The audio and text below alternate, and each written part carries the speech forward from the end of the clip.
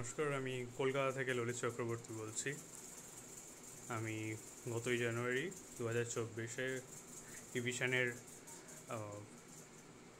Basic network module, windows administration, virtualisation, advance networking module, তারপর network security আর cyber সিকিউরিটির comprehensive যে কোর্সটা রয়েছে সেটাই আমি ভর্তি হই এবং এনরোল হওয়ার পর প্রথম থেকেই আমাকে গাইড করা হয় যে কী মডিউল পড়ানো হবে। ইনফ্যাক্ট পড়ানো শুরু হয় বেসিক নেটওয়ার্কিং মডিউল দিয়ে, যে কীরকম প্রোটোকলস থাকে, ডিফারেন্ট কাইন্ড অফ প্রোটোকল কখন কখন ইউজ হয়, একটা ওএসআই নেটওয়ার্কের ফ্রেমওয়ার্ক কী, তারপর সেটার সঙ্গে টিসিপি আইপি কীভাবে কম্পেয়ার্ড হয়, এই সমস্ত কিছু শেখবার পর আমরা ভার্চুয়ালাইজেশানে যাই। ভার্চুয়ালাইজেশানে গিয়ে জানতে পারি যে ভার্চুয়ালাইজেশানের ইম্পর্টেন্স কী, ভার্চুয়ালাইজেশন কেন ইউজ হয়, কীভাবে এটা কস্ট কাটিংয়ে এফেক্টিভ হয়।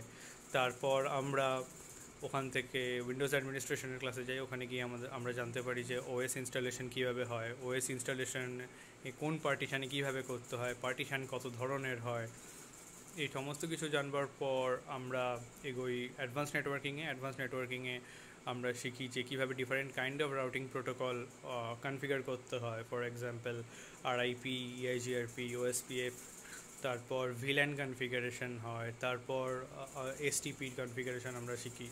তারপর সিসিএনের শেষ হয়ে যাওয়ার পর আমরা শিখি আইটিআইএল, ডাব্লিউডিএস কীভাবে কাজ হয়, আইটিআইএল এ সার্ভিস লেভেল এগ্রিমেন্ট কী, আইটিআইএলে আইটিএসএম কীভাবে ইউজ হয়, টিকেটিং টুল কীভাবে ইউজ হয়।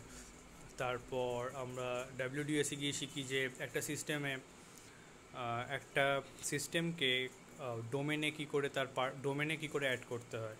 তারপর ডিএনএস কীভাবে কনফিগার করতে হয়, ডিএইচসিপি কীভাবে কনফিগার করতে হয়, ফাইল ট্রান্সফার প্রোটোকল মানে একটা কম্পিউটার থেকে আরেকটা কম্পিউটারে কীভাবে ফাইল শেয়ার করতে হয়, এই সমস্ত কিছু আমরা শিখি।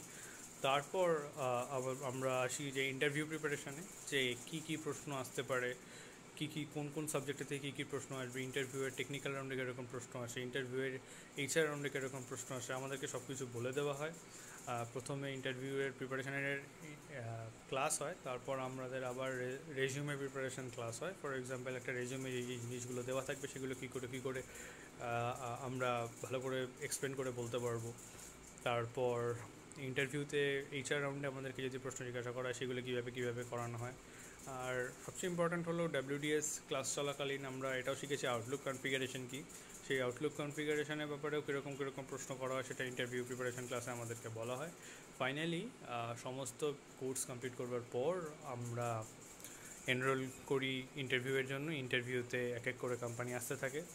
2-3টে ইন্টারভিউ দেওয়ার পর সেটা আমি টেক মাহিন্দ্রায় ইন্টারভিউ দিই এবং ইন্টারভিউতে 3.8 LP এর একটা প্যাকেজ সিকিওর করি।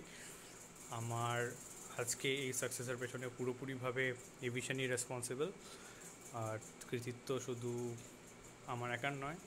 ইনফ্যাক্ট সাথী ম্যাম, গণেশ স্যার, সমস্ত ফ্যাকাল্টিস যারা ইন্ডিভিজুয়াল ওই মডিউলগুলো পড়িয়েছে তাদেরও একান্তই প্রাপ্য, কারণ তাদের নলেজ থেকেই আজকে আমি জবটা পেতে আমার সুবিধা হয়েছে।